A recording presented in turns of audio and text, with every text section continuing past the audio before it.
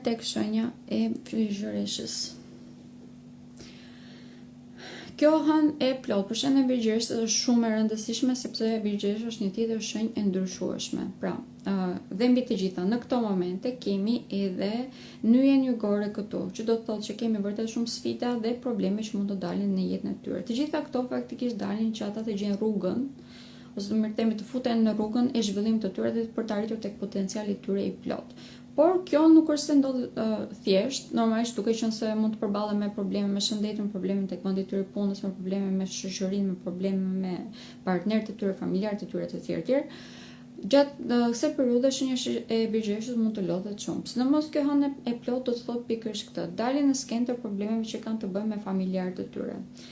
Komunikimi këtu është shumë i rëndësishëm sepse gjatë këtij komunikimi mund edhe të zgjidhin problemin, nga ana tjetër mund edhe të zmadhojnë.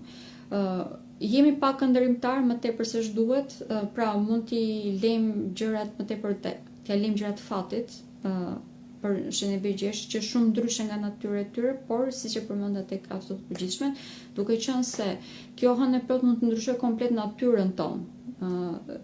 Kjo jep edhe një ndikim të rëndësishëm edhe në këtë pikë për shenjën e frigjereshës. Këshilla do të ishte që të vazhdojmë që të jemi vërtet të fokusuar tek ajo çfarë duhet të bëjmë, të vazhdojmë që të bëjmë analiza dhe të mbajmë në jetën tonë gjërat që kanë vërtet rëndësi. Për shenjën e frigjereshës kemi një ndikim shumë të rëndësishëm që ka të bëjë me profesionin dhe me punën e tyre. Duke qenë se dielli do të ndodhë, do të vazhdojë që të jetë tek shtëpia e tyre e karrierës, domos ata që janë me ascendentin tek shenja e frigjereshës, kjo do të thotë që do të kemi një zhvillim vërtet shumë të madh, por mund të jemi dhe shumë të hapur ndaj manipulimeve dhe përdorimeve që mund të na bëjnë neprorta. Për këtë arsye, do t'i këshilloj që të hapim syt katër që të mos ndodhi kjo. Në qoftë se arrin që të ndodhi, komunikimi është çelës dhe mund ta zgjidhim duke komunikuar në mënyrën e duhur. Kjo është vërtet shumë e rëndësishme, duhet ta analizoj disa herë. Nëse komunikojmë siç duhet, këto gjëra mund të tejkalojnë, por në qoftë se i bien me top, mund të prishim shumë punë dhe atë që kemi bërë deri tani.